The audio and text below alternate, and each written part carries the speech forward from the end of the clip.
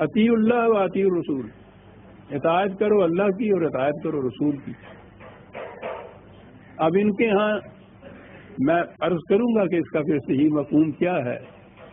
جب اسلامی نظام قائم تھا تو اس کا صحیح مفہوم موجود تھا، اس کے بعد جب یہ نہ رہا تو پھر انہوں نے کہا کہ اطیع اللہ تو ہوا اطاعت کرو اللہ کی قرآن شریف کی روح سے، اس کی کتاب کی اطاعت سے، اطاعت کرو رسول کی، وہ کیسے کی جائے؟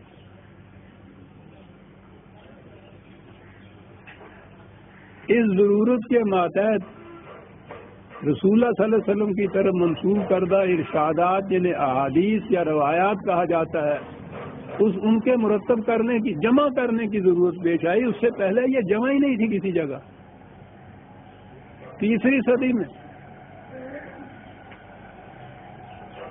اس لیے کہ اطیع الرسول کا مفہوم نہیں سمجھ میں آتا تھا کہ کس طرح سے اطاعت کرے رسول کی۔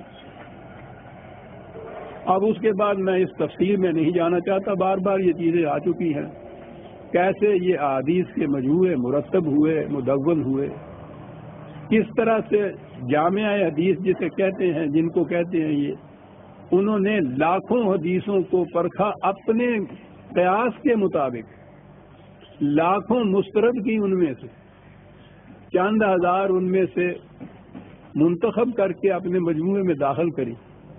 ظاہر ہے کہ ان کے لیے نہ تو خدا کی کوئی سند تھی نہ رسول کی کوئی سند تھی کہ فی الواقعہ یقینی طور پر رسول اللہ کے ارشادات ہیں۔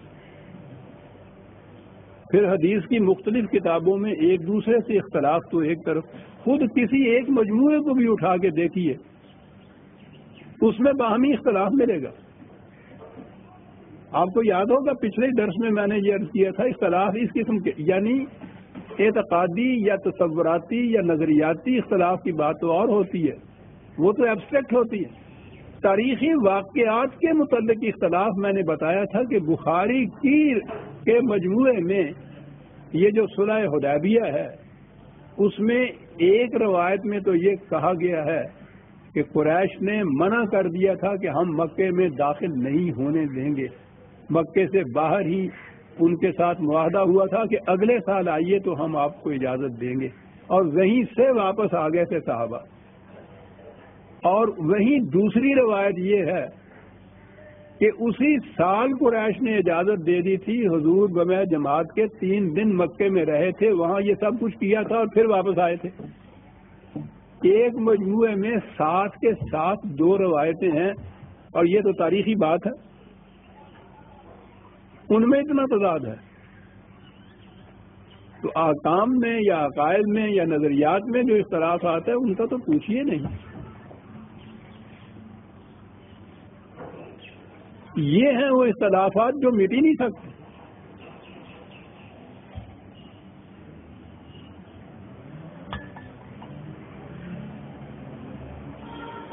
اللہ اور رسول کا صحیح مفہوم مجھے یاد آ گیا، آپ کو انتظار کرنا پڑے گا شاید 1 ہفتے کا، اور یہ جو اگلے ماہ کا طلوع اسلام آ رہا ہے اس میں میرا ایک بڑا مفصل مضمون آ رہا ہے، شاید 40-50 صفحات کا مشتمل ہے۔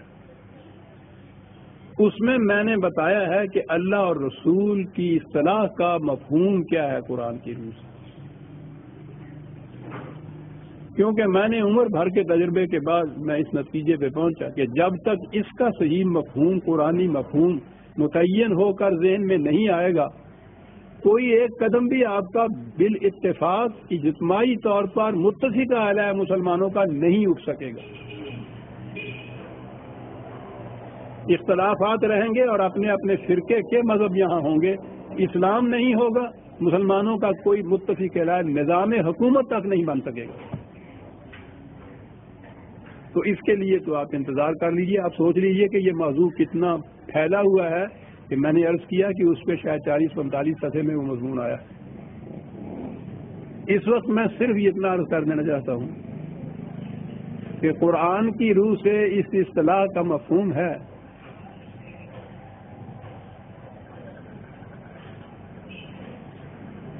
اللہ تعالیٰ کے احکام اور قوانین پر مشتمل نظام جسے عملاً رسول اللہ صلی اللہ علیہ وسلم نے قائم کیا تھا. اللہ اور رسول یوں آتا ہے اس میں نظام خداوندی. خدا تو وہ ہے کہ جو قیاس و خیال و گمان و وہم میں بھی نہیں آتا چاہے جائے کہ کسی کے سامنے آ کے وہ حکومت قائم کرے اور کسی کو حکم دے. اس نے اپنے احکام کتاب کے اندر مندرج کر کے کتاب کے اندر محفوظ کر کے امت کو دیے, رسول کو دیے. خالی کتاب بھی تجریدی مجرد ہوتی ہے, محسوس نہیں ہوتی. کتاب حکومت نہیں کر سکتی. کتاب حکومت کرنے کے اصول و قواعد اور قوانین اپنے اندر رکھتی ہے. قرآن میں تو یہ ہوا. اب ان کو کون نافذ کرے؟ کس وقت کون سا حکم نافذ کیا جائے گا؟ کون فیصلہ کرے اس کا؟ ظاہر ہے کہ ایک محسوس اتھارٹی کی ضرورت ہے. کوئی مملکت قائم ہی نہیں ہو سکتی کتنے ہی اچھے قوانین کے مجموعے ان کے پاس کیوں نہ ہوں, اگر ایک محسوس اتھارٹی جسے سربراہ مملکت کہتے ہیں, جسے مرکز امت کہا جاتا ہے, وہ موجود نہ ہو.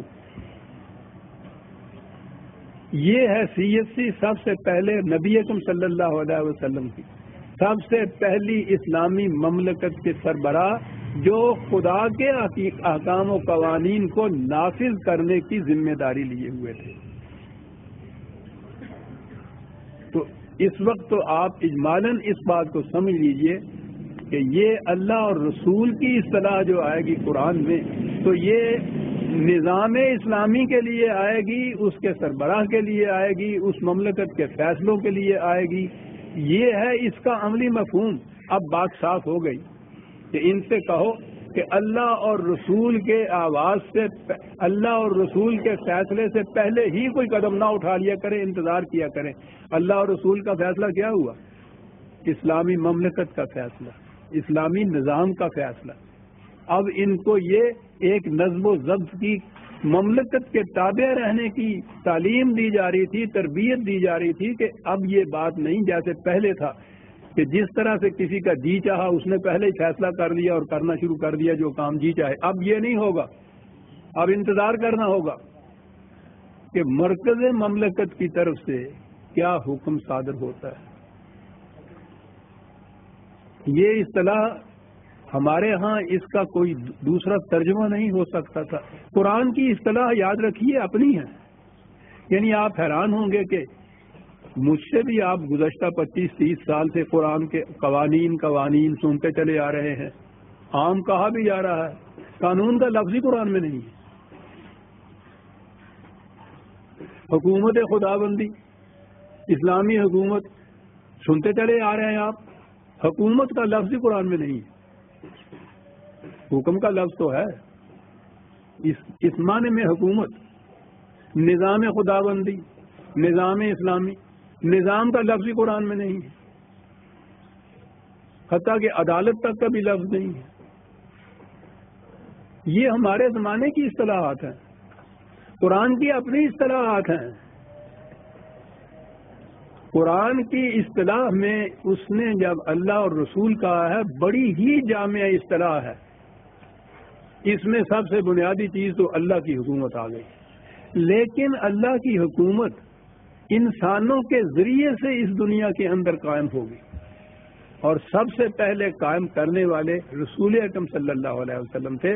تو اس دور کے لیے قرآن نے یہ اصطلاح اپنی وضع کر کے نافذ کی, اللہ اور رسول کا حکم, یعنی نظام خداوندی کا حکم جو سربراہ مملکت نبی اکرم صلی اللہ علیہ وسلم کی وساطت سے طے ہوتا تھا اور نافذ کیا جاتا تھا.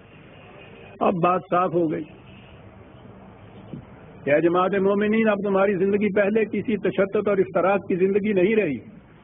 نظم و ضبط کے تابع آپ تم آ گئے, ایک نظام حکومت قائم ہو گیا.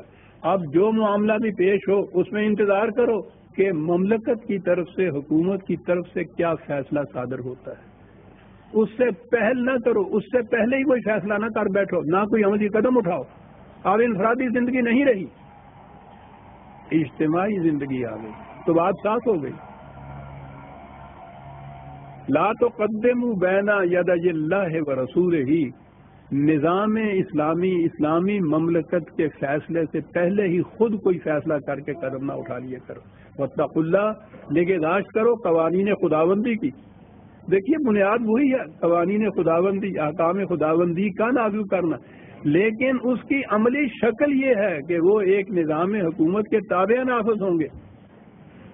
واتقوا اللہ، اور یہ وہ خدا ہے کہ جو سب کچھ سنتا بھی ہے، جانتا بھی ہے، تو دیکھتا ہے کہ تم فیصلے کس طرح سے کرتے.